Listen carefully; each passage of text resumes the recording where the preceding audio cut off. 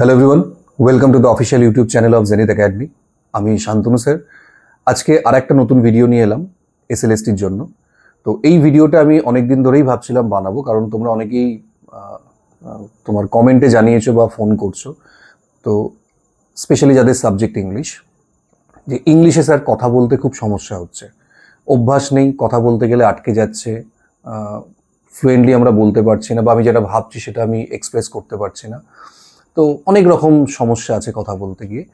তো এই সমস্যাগুলো ফ্র্যাঙ্কলি স্পিকিং আমিও ফেস করেছি, কারণ আমিও আমার সারা জীবন আমি বাংলা মিডিয়ামেই পড়াশোনা করেছি। তো আমি বুঝি এই প্রবলেমগুলো তোমাদের যে হয় আর কি। কারণ সবথেকে বড় সমস্যা যেটা হয়, যে অনেক কিছু হয়তো আমি জানি, অনেক কিছু বলতে চাইছি, কিন্তু এই ল্যাঙ্গুয়েজটার জন্য সব কথা আমার মনের মধ্যে থেকে যায়। ইন্টারভিউয়ারকে হয়তো আমি বলতে চাইছি যে আমি অনেক কিছু বোঝাতে পারবো, কিন্তু ওই যে ইংলিশে বোঝাতে আমি পারছি না বলে আমার সব কথা মনের মধ্যে থেকে গেল, বা আমাকে হয়তো বলতে হলো যে sorry sir, I don't know. এটা হচ্ছে সব থেকে কষ্টের জায়গা আর কি, যে আমি জানার সত্ত্বেও আমি এক্সপ্রেস করতে পারছি না, কারণ ওই ল্যাঙ্গুয়েজে আমার ফ্লুয়েন্সিটা নেই। আর এটা খুব স্বাভাবিক, এতে আমাদের কারোর দোষ নেই। ছোটবেলা থেকে আমরা যারা আর কি ইংলিশটাকে বাংলার মতো করে পড়ে এসেছি তাদের এই সমস্যাটা হয়। সবার হয় না, আমি আবার বলছি, অনেক বাংলা মিডিয়ামের স্টুডেন্টও কিন্তু ভালো ইংলিশ বলে। তো সবার ক্ষেত্রে আমি বলছি না, যাদের হয় স্পেশালি আমি তাদের জন্যই ভিডিওটা বানাচ্ছি। কারণ আমার যেটা মনে হচ্ছে অ্যাজ আ টিচার, একটু হলেও যদি তোমাদের আমি হেল্প করতে পারি এই ব্যাপারটাতে, তাহলে আমারও ভালো লাগবে। তো দেখো, আমি কয়েকটা কথা আগে বলি, তাহলে ব্যাপারটা তোমরাও বুঝতে পারবে। আর কেউ এটা ভাববে না যে স্যারের এই ভিডিওটা দেখে একটা কিছু মিরাকল হয়ে যাবে আর আমি একদিনে সব ইংলিশে কথা বলা শিখে যাব, ঠিক আছে? এরকম কিছু কিন্তু হবার নয়। আমি তোমাদের কিছু ফ্যাক্ট বলবো, সরি, লজিক্যালি আমি কিছু কথা বলবো, এবং যেগুলো বলবো কিছু টিপস দেবো, যেগুলো তোমরা ফলো করলে কাজ চালাবার মতো আই থিঙ্ক কথাটা বলতে পারবে, ঠিক আছে? কারণ এক মাসে তুমি গড়গড় করে, যে জানে না ইংলিশ বলতে পারছে না, সে গড়গড় করে বলতে পারবে না, এটা হয় না। কিন্তু এই যে তোমাদের আটকাচ্ছে বা বলতে গেলে এত সমস্যা হচ্ছে, সেই সমস্যাটা অনেকটাই সমাধান হবে আর কি। তো প্রথমে দেখো, যেহেতু এটা একটা ল্যাঙ্গুয়েজ, তো সেক্ষেত্রে একটা জিনিস সবসময় মাথায় রাখতে হবে, যে কথাতেই বলা হয়, যে ল্যাঙ্গুয়েজ তুমি কনসিয়াসলি বলছো, বুঝবে সেই ল্যাঙ্গুয়েজটা কিন্তু তুমি জানো না ঠিকঠাক, ঠিক আছে? আর যে ল্যাঙ্গুয়েজ তুমি ভালো করে জেনে গেছো, সেটা বলার জন্য কিন্তু তোমার অত কনসিয়াস হওয়ার দরকার নেই। যেমন ধরো বাংলার ক্ষেত্রে, তুমি যখন বাংলায় কথা বলো, বা আমি যখন বাংলায় কথা বলছি, আমি কি অত কনসিয়াসলি বলছি, অত ভাবছি না, কিন্তু ফ্লোতে সব বেরিয়ে যাচ্ছে। কিন্তু ইংলিশের ক্ষেত্রে কি হয়, একটা কথা বলতে গেলে বা একটা সেন্টেন্স বলতে গেলে আমরা 10 বার ভাবি যে টেন্সটা ঠিক আছে তো, ভার্বটা ঠিকঠাক ইউজ করলাম তো, কোথায় ভার্বের সঙ্গে এস হবে, কোথায় এস হবে না, কোথায় প্রিপোজিশন বসবে, কোথায় কি বসবে, এই এত কিছু ভাবতে গিয়ে ব্রেনের মধ্যে প্রসেসিং হতে গিয়ে এতটাই সময় লেগে যায় যে আর কথাটাই বলা হয় না। এটা হচ্ছে আমাদের সব থেকে বড় প্রবলেম। এর কারণ হচ্ছে আমরা যারা বেঙ্গলি মিডিয়ামে পড়ি বা পড়েছি কিংবা পড়ছি, তারা কিন্তু ইংলিশটাকে একটা সাবজেক্ট হিসেবে দেখেছি, এটাকে আমরা একটা ল্যাঙ্গুয়েজ হিসেবে পাইনি, কিন্তু যেটা সব থেকে বড় সমস্যা। যেমন বাংলাকে কিন্তু আমরা একটা ল্যাঙ্গুয়েজ হিসেবে দেখেছি। দেখো, আমি গ্রামার করার আগে আমি কিন্তু আগে বাংলায় কথা বলা শিখেছি, যে আমি স্কুলে যাচ্ছি, আমি ভাত খাই, এগুলো কিন্তু আমরা আগে শিখে গেছি, তারপরে আমরা গ্রামারের মধ্যে ব্যাকরণ শিখেছি। কিন্তু ইংলিশের ক্ষেত্রে আবার উল্টোটা হয়, কারণ দেখবে আমরা আগে টেন্স, নাউন, এটা ওটা শেখার পর আমরা কথা বলা শিখেছি। কারণ বেশিরভাগ স্কুলেই আমরা দেখেছি যে ইংলিশ ক্লাসটা বাংলাতে হচ্ছে। তো এটা কিছু করার নেই। তার জন্য কি হয়, যেহেতু আমরা আগে গ্রামার শিখে ল্যাঙ্গুয়েজ শিখতে আসছি, তার ফলে কি হয়, আমাদের গ্রামারটা সবসময় ল্যাঙ্গুয়েজটাকে ডমিনেট করে, ঠিক আছে? whenever we try to speak in English, grammar dominates us. মাথার মধ্যে গ্রামারের রুল ঘোরাফেরা করে, তার ফলে কিন্তু আর ইংলিশটা বলা হয়ে ওঠে না। এটাই হচ্ছে সব থেকে বড় সমস্যা। কিন্তু যারা ইংলিশ মিডিয়ামে পড়ছে, দেখো, তাদের ক্ষেত্রে ব্যাপারটা উল্টো হয়। তারা কিন্তু আগে ইংলিশটা বলা শেখে, গ্রামার শেখে ঠিকই, কিন্তু ইংলিশে আগে কিন্তু কথা বলার উপর তাদের বেশি জোর দেওয়া, ল্যাঙ্গুয়েজটার উপর। তার ফলে কিন্তু তারা ফ্লুয়েন্টলি বলে। তার মানে কি তারা সব গ্রামাটিক্যালি কারেক্ট বলে? তা তো নয়, অনেক কিছু ভুল থাকতে পারে। কিন্তু ল্যাঙ্গুয়েজ শেখার মূল ফার্স্ট স্টেপ যেটা আর কি, মূল মন্ত্র যেটা হচ্ছে, you have to speak and speak. It doesn't matter whether it is right or wrong. বলতে হবে, এই যে হেজিটেশনটা কাটাতে হবে। দেখো আমরা কিন্তু প্রত্যেকেই গ্রামার ভালো জানি। গলার অবস্থা আমার একটু খারাপ। তো গ্রামার কিন্তু আমরা সবাই জানি, নাউন, প্রোনাউন, ক্লজ, এগুলো সব জানা আছে। কিন্তু আমাদের বলতে সমস্যাটা কোথায়? এই যে বললাম, আমাদের গ্রামারটা সবসময় ডমিনেট করে ল্যাঙ্গুয়েজটাকে, তার ফলে আমাদের সমস্যা হয়। তাই বাংলার ক্ষেত্রে এই ব্যাপারটা হয় না, কারণ বাংলা আমরা ফ্লুয়েন্টলি বলছি, তার মানে কি বাংলা সব ঠিক বলি? তা তো নয়। সেখানে আমাদের টেন্সে অনেক সময় ভুল হয়, অনেক জায়গাতেই ভুল হয়। কিন্তু ওই যে বললাম, বলার সময় আমরা ভাবি না। তো বলতে গেলে প্রথমে যেটা তোমাদের করতে হবে সেটা হচ্ছে, যা হোক বলো, ঠিক ভুল সেটা পরের ব্যাপার, সেটা নিয়ে ভেবো না, বেশি গ্রামার নিয়ে মাথা খারাপ করো না, বলে যাও, বলার অভ্যাসটা করো। তাতে কি আসবে, তোমার ফ্লুয়েন্সিটা আসবে আস্তে আস্তে। এই যে তোমার হেজিটেশনটা আছে, কথা বলতে গেলে আটকাচ্ছে, এটা আসবে না। এই মানে এই সমস্যাটা কমবে। ঠিক আছে? তাই বলতে থাকো। এবার ব্যাপার হচ্ছে, তুমি যদি এখন কোনো বন্ধুর সামনে বা কারোর সামনে বলো, সেটা একটা লজ্জার ব্যাপার, কারণ অনেক সময় আমরা একটু হেজিটেট ফিল করি, বা বন্ধুরা যদি হাসে, অন্যরা কেউ হাসে, সমস্যা নেই। এখন বাড়ির মধ্যে প্রত্যেকেই আয়না আছে, প্রত্যেকেরই মোবাইল আছে। দরকার হলে মোবাইলের ক্যামেরাটা অন করো, ফ্রন্ট ক্যামেরাটা, আমি যেরকম ভিডিও করছি আর কি। ঘরের দরজা বন্ধ করে নিজে বলো, গলা ছেড়ে বলো, কেউ হাসবে না, কেউ দেখবে না। ঠিক আছে? তো এইটা একটু মাথায় রাখবে। কারণ আমি আমার স্টুডেন্টদের সবসময় সাজেস্ট করি, মানে আগেও করতাম, যখন দেখবে কাস্টমার কেয়ারে খুব ফ্রি ছিল আর কি, ফোন করা হতো, তখন আমি সবাইকে বলতাম যে ইংলিশ শিখতে গেলে কাস্টমার কেয়ারে ফোন করো। কারণ কাস্টমার কেয়ারে যখন তুমি ফোন করবে, তুমি যেমনই বলো, ভুল বলো, যাই বলো, তারা কিন্তু ফোন কাটবে না যতক্ষণ না তুমি কাটছো। তো বলো তাদের সঙ্গে, কোনো অসুবিধা নেই। এই ঠেক খেতে খেতে, ভুল বলতে বলতে কিন্তু তুমি শিখবে। ঠিক আছে? আমাদের ক্ষেত্রেও তাই। বন্ধুর সঙ্গে বন্ধু ইংলিশে কথা বলি না, কারণ কি, আমরা দুজনেই জানি, আমরা দুজনেই বাংলা জানি, তার জন্যই তো আমরা ইংলিশে কথা বলতে চাই না। কিন্তু এই হেজিটেশনটাকে কাটাতে হবে। তাই প্রথমে যেটা করবে, ভুল ঠিক ওগুলো না ভেবে আগে ক্যামেরার সামনে বলো, একটা ভিডিও করো ছোট ছোট, দিয়ে নিজেই দেখো তুমি যে বললে ফ্লুয়েন্টলি, সেগুলো কি কি ভুল বললে। নেক্সট টাইম সেটাকে রেকটিফাই করো। আস্তে আস্তে আস্তে আস্তে জিনিসটা হবে, ফার্স্ট। সেকেন্ড যেটা, অনেক সময় আমরা অনেক কিছু একবারে বলতে চাই ইংলিশে। ঠিক আছে? তার ফলে কি হয়, একটা লং সেন্টেন্স বানাতে যাচ্ছি। এবারে এত বড় সেন্টেন্সটাকে আমরা ক্লজ, ভার্ব, নানা রকম ফাংশন আছে, মানে নানা রকম পার্ট আছে সেন্টেন্সে, সেইগুলোকে জুড়তে গিয়ে, কনজাংশন আছে, এইগুলো কিন্তু আমরা খেয়েই হারিয়ে ফেলি আর কি, যাকে বলি আর কি। ঠিক আছে? মানে ধরো আমি এরকম বললো, I will teach in such a way, দিয়ে এবার থেমে গেলাম, দিয়ে এবার ভাবছি যে এরপর আমি কি বলবো, যে উড দেবো, শুট দেবো, আই ক্যান দেবো, কি দেবো, কি ভাব বসবে, কারণ আমার তো মাথার মধ্যে গ্রামার ঘুরছে। তার ফলে কি হলো, ওই ইন সাচ এ ওয়ের পরই থেমে গেলাম, আর বলা হলো না আমার কথাটা, ওখানে গিয়ে আটকে গেল কথাটা। বুঝতে পেরেছো? সেই জন্য সেন্টেন্সকে ছোট করে বলো। ঠিক আছে? I will think in, I will teach in an interesting way. ঠিক আছে? বা এরকম করে বলবে, my teaching will grow their interest. ছোট ছোট সেন্টেন্স বলবে, কেটে কেটে কেটে কেটে সেন্টেন্স বলবে। তাহলে কি হবে, অন্তত ভুলটা কম হবে, তুমি কমিউনিকেট করতে পারবে।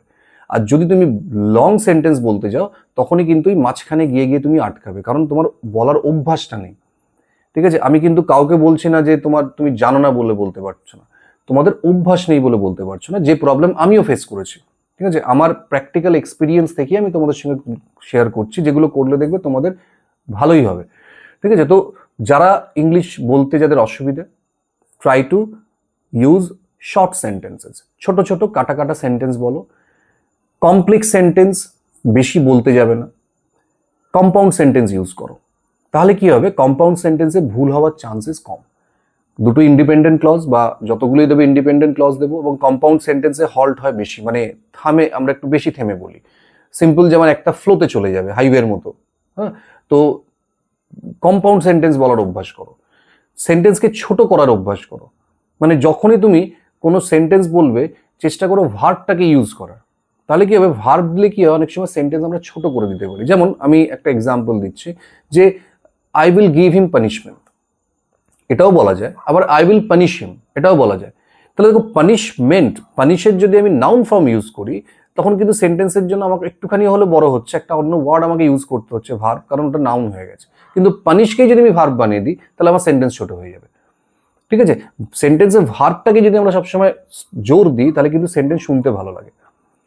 ক্লিয়ার? তাহলে ছোট ছোট সেন্টেন্স বলো, এবং চেষ্টা করো যেটা বলছো সেটাকে ভার্বটাকে ইউজ করে বলতে। সেন্টেন্স তো ভার্ব ছাড়া হবে না, কিন্তু মানে যেখানে তুমি নাউন ইউজ করতে সেটাকে ভার্ব দিয়ে দাও, ঠিক আছে? তাহলে কিন্তু সেন্টেন্সটা আমার শুনতেও ভালো লাগবে, আমার কারেক্ট হবে সেন্টেন্সটা, ফার্স্ট। সেকেন্ড হচ্ছে সেন্টেন্স কনস্ট্রাক্ট করতে গেলে আমাদের মানে আমরা সাধারণত তিনটে জিনিসের উপর জোর দিই, এক হচ্ছে সাবজেক্ট, এক হচ্ছে ভার্ব, আর এক হচ্ছে অবজেক্ট কিংবা কমপ্লিমেন্ট থাকে। তাহলে আমরা ইংলিশ সেন্টেন্সের ক্ষেত্রে সবসময় সাবজেক্টের পর ভার্ব বসাই। তাই যখনই তুমি বলতে যাবে এই সাবজেক্টটাকে খুঁজে বলার চেষ্টা করো, প্রথমে সাবজেক্ট বসিয়ে তারপরে ভার্বটা দেওয়ার চেষ্টা করো। তাহলে কি হবে, তোমার সেন্টেন্সটা তুমি শুরু করতে পারবে ঠিকঠাক, কোনো সেন্টেন্সকে মাঝখান থেকে ধরবে না, বুঝতে পারলে? মানে সাবজেক্ট ভার্ব কমপ্লিমেন্ট বা অবজেক্ট এই স্ট্রাকচারে ফেলে ফেলে সেন্টেন্সগুলোকে এখন থেকে প্র্যাকটিস করো। আমি আবার বলছি, যাদের ফ্লুয়েন্সি ঠিক নেই, যারা ঠিকঠাক করে বলতে পারছো না, হ্যাঁ, তাদের কিন্তু এই 1 মাসের মধ্যে কাজ চালাবার মতো বলার দরকার। তো সেইটাই আমি বলছি কিভাবে তোমরা মোটামুটি কাজ চালাতে পারবে। তাহলে সবসময় ছোট সেন্টেন্স বলবে এবং সেন্টেন্সটাকে কি বললাম ভেঙে নিলে আর একটা সুবিধা কি করবে, ভার্বটাকে ইউজ করবে, সাবজেক্ট ভার্ব কমপ্লিমেন্ট বা অবজেক্ট এই স্ট্রাকচারে করার চেষ্টা করবে।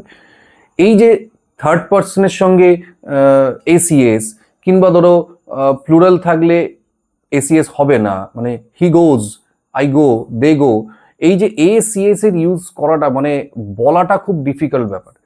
স্পেশালি যাদের ইংলিশে কথা বলার অভ্যাস নেই তাদের কিন্তু ওই এসিএস প্রায়ই মিস হয়ে যায়, ঠিক আছে? তো এইটা ইভেন এখনো আমিও কথা বলতে গেলে অনেক সময় আমার এসিএসটা আমি মাঝে মাঝে স্কিপ করে যাই, মুখ থেকে বেরোয় না, অনেক সময় হয় আমি যদি ফ্লোতে বলতে যাই। তো এই প্রবলেম থাকবে, এই প্রবলেমটা থাকবে, এটা নিয়ে ভাবার কোনো কারণ নেই, ঠিক আছে? তুমি ভেবো না এসিএসটা দিল না মানে তোমার ইন্টারভিউতে নাম্বার দেবে না। যেটা বলবে কনফিডেন্সের সঙ্গে বলো এবং বলার অভ্যাসটা এখন থেকে করো। ভুল বলতে গেলে হবেই, মানুষ মাত্রই ভুল হয়, তাই তো আমরা মানুষ, তাই না? তাহলে তো এই ভুলটা নিয়ে বেশি ভেবো না। তুমি যদি ভুলটা নিয়ে বেশি ভাবতে থাকো তাহলে তুমি আর কথা বলতে পারবে না, ঠিক আছে? তাই বলার অভ্যাস করো, ফ্রেন্ডলি বলো, আয়নার সামনে বলো, ফোনের সামনে বলো, কিন্তু বলার অভ্যাস আজ থেকেই শুরু করে দাও, তাহলে দেখবে হেজিটেশন কাটবে, ঠিক আছে? এইবার দেখো, বলার ক্ষেত্রে একটা সবথেকে বড় সমস্যা আমাদের যেটা হচ্ছে উচ্চারণ, প্রোনাউন্সিয়েশন। এই জায়গাতে আমি বলবো প্রোনাউন্সিয়েশনের প্রচুর রুল আছে, কিন্তু অ্যাকচুয়ালি এটা কিন্তু মানে রিজিয়ন টু রিজিয়ন ভ্যারি করে। ইভেন দেখবে তুমি যদি বার্নার্ড শয়ের spoken English and broken English পড়ে থাকো তাহলে বুঝতে পারবে যে এরকম মানে কোনো একটা ফিক্সড কোনো প্রোনাউন্সিয়েশনের রুল নেই যে এটার প্রোনাউন্সিয়েশন এটাই হবে। এক একজন এক এক রকম বলে, কেউ দেখবে বলে ডাইরেক্ট, কেউ বলে ডিরেক্ট, ঠিক আছে? তো এরকম অনেক আছে। তো সেক্ষেত্রে তুমি এটা ভেবো না যে তুমি যেটা বলছো সেটা ভুল, কিন্তু প্রেজেন্টেবল ইংলিশ যেটাকে আমরা বলি, প্রেজেন্টেবল ইংলিশ অর্থাৎ যে উচ্চারণটা কারোর কানে লাগবে না এইরকম উচ্চারণ করবে। আমি বলছি না স্ট্রেস দিতে হবে, you don't have to pronounce like a British. ওরা যেভাবে স্ট্রেস দিয়ে কথা বলে আমরা সেভাবে কিন্তু স্ট্রেস দিয়ে কথা বলতে পারবো না, একটা দুটো ওয়ার্ডে দেবো, বাকিগুলো দিতে পারবো না, শুনতে বাজে লাগবে, ঠিক আছে?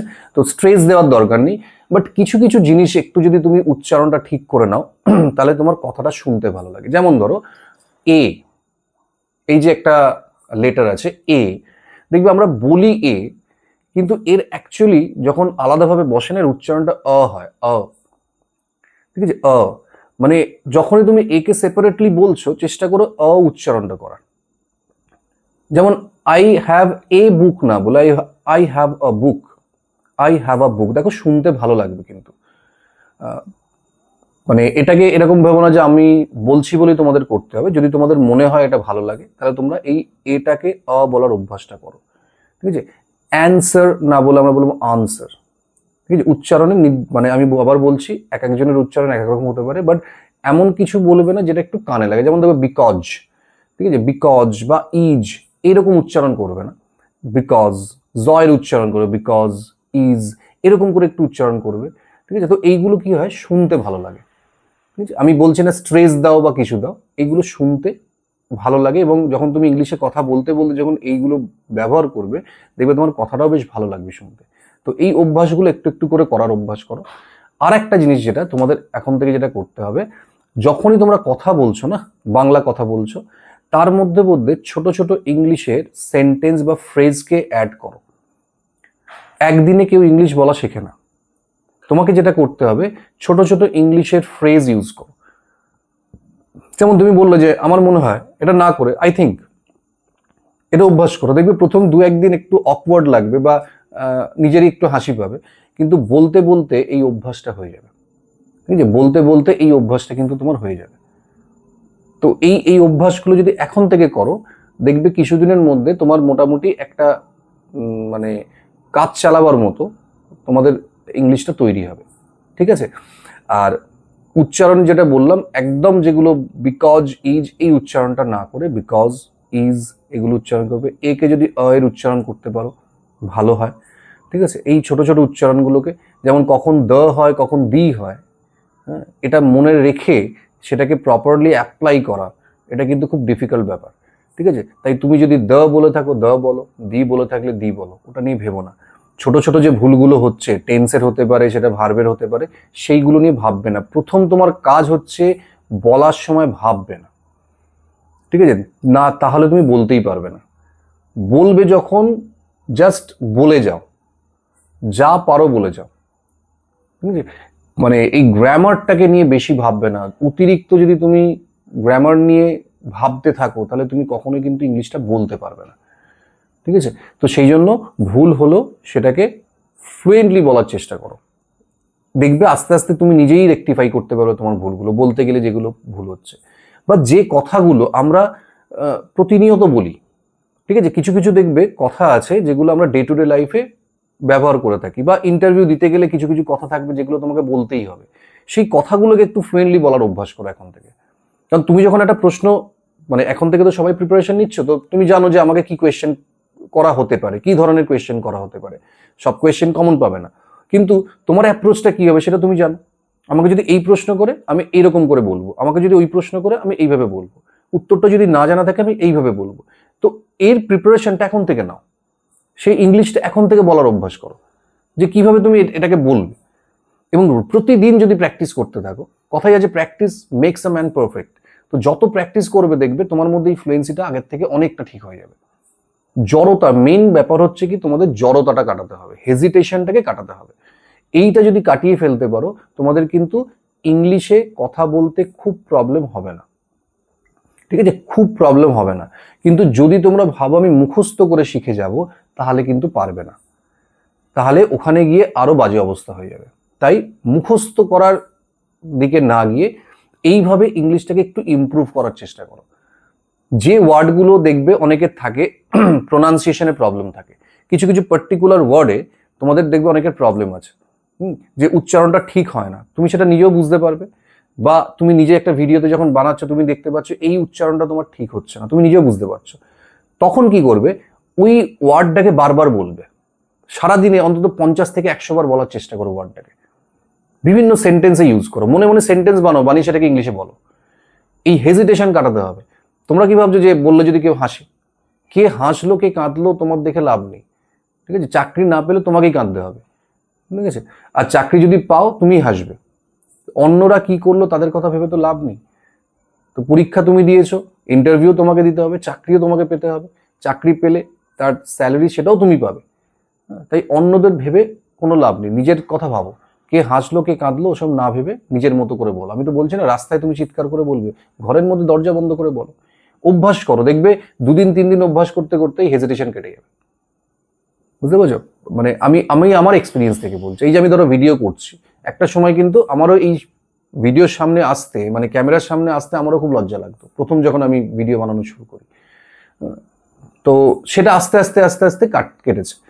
তো সেটা তোমাদেরও হয়ে যাবে, কিন্তু সময় হাতে কম, হাতে অনেকটা সময় কম। তো এই অল্প সময়ের মধ্যে তুমি কতটুকু করতে পারবে, সেইটাই আমি তোমাদের বললাম।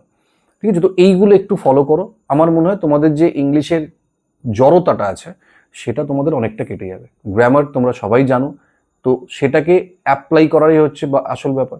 কিন্তু সেটাকে যদি তুমি সবসময় যদি গ্রামার অ্যাপ্লাই করে কথা বলতে যাও, তাহলে তুমি কথা ঠিকঠাক করে বলতে পারবে না। তাই প্রথমে শুরুটা গ্রামারকে বাদ দিয়ে করো। ঠিক আছে, ওটা মাথা থেকে বাদ দিয়ে কথা বলা প্র্যাকটিস করো। দেখো আস্তে আস্তে আস্তে আস্তে তোমাদের ফ্লুয়েন্সিটা আসবে, জড়তাটা কাটবে। যখনই জড়তা কেটে যাবে, তখন অটোমেটিক্যালি দেখবে তোমাদের এই যে ছোট ছোট ভুলগুলো আছে সেগুলো ঠিক হয়ে যাবে। ঠিক, ছোট ছোট সেন্টেন্স বলো, আয়নার সামনে বলো, ফোনের সামনে বলো, বলতে থাকো, যা পারো বলো, ঠিক হোক ভুল হোক বলো। তাহলে দেখবে এই প্রবলেমটা তোমাদের অনেকটা সলভ হয়ে যাবে। ঠিক আছে, তো এর থেকে আর বেশি কিছু আমার বলার নেই, ভিডিওটা অনেকটা লেন্দি হয়ে গেছে, অনেক কিছু বলে ফেললাম। তো চেষ্টা করো এইগুলো একটু ফলো করার, আমার মনে হয় তোমাদের উপকার হবে। আর এরপরও যদি তোমাদের মনে হয় যে ইংলিশের তোমাদের কিছু সাজেশন আছে যে স্যার এইভাবে করলে কি ভালো হয় না, যদি তোমাদের মনে হয় তোমরা কমেন্টে জানাবে, আমি রিপ্লাই দেওয়ার চেষ্টা করব। ঠিক আছে, তো আজকের জন্য এটুকুই। আবার নেক্সট ক্লাসে দেখা হচ্ছে নতুন আর একটা টপিক নিয়ে।